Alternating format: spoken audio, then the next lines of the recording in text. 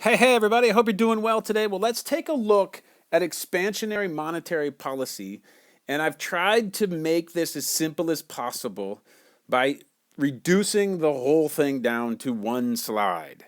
All right, so let's take a look at expansionary monetary policy to understand how an expansion of the money supply could lead to an increase in aggregate demand.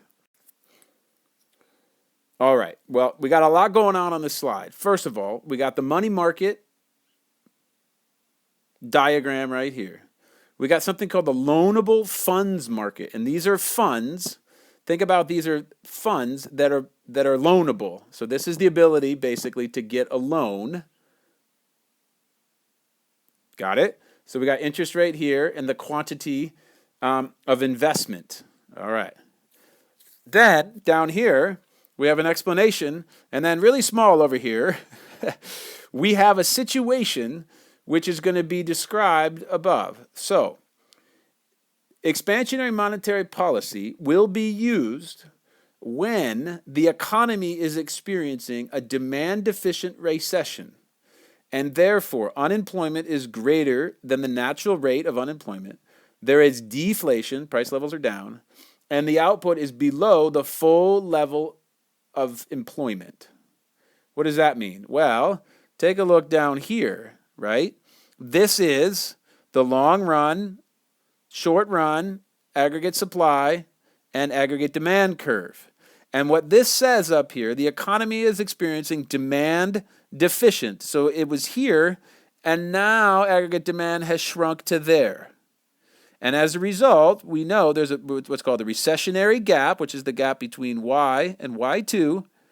And that's a result, and that means, of course, we know this, that there is deflation. Price levels have overall drop in price, average price level, right? Outputs below full employment level. And as a result, we know that unemployment is below the natural rate because we know that this long run aggregate supply curve tells us many, many things. It tells us when we're at full employment, it tells when price levels are stable, and it tells us that when we are at the natural rate of unemployment. All right. So, in a demand-deficient situation, what does the government want to do? It wants to figure out a way of moving aggregate demand outward so that the economy returns to an equilibrium point of PY, which is where all of those deflation, lack of being at full employment, and unemployment problems are solved. So, what does the government do in terms of its monetary policy? Well, one thing it can do is practice expansionary monetary policy, which is to figure out a way of expanding the money supply, make more cash flow in the system.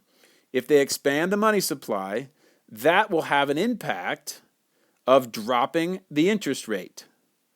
Hey, so interest rates are down, and as a result of that, and this transfers over nicely over to the loanable funds market, it will become cheaper to borrow money to get a loan to invest or a loan to buy a house or for like our school just built this beautiful, beautiful new theater.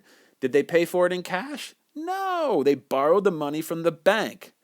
So they got some loanable funds and they built a beautiful state-of-the-art theater. Why? Well, because the price of money, which of course is the interest rate, was low enough that they consumed those loanable funds, and now the quantity of loanable funds has moved out, because this is the demand for loanable funds. And what's the impact? Say now, well, there's an increase in the quantity of loanable funds, which equals increased consumption and investment, which leads to an increase in aggregate demand and pushing it back to full level of employment, which means that our economy will be operating right there. Now, my friends, as you can see, therefore, an increase in the money supply will lead to a lower interest rate. The lower interest rate will lead to an increase in the quantity demanded of funds for investment and consumption. Yeah, man. And that will stimulate aggregate demand, hopefully, to get back up to the full level of employment. Dudes, my friends, if you got that in your head about expansionary monetary policy, you are in great, great shape. All right, so I hope you found that video to be helpful. There's a lot of information packed in there. If you've gone through the monetary policy series in order, this is going to go right into your mind and be available to you.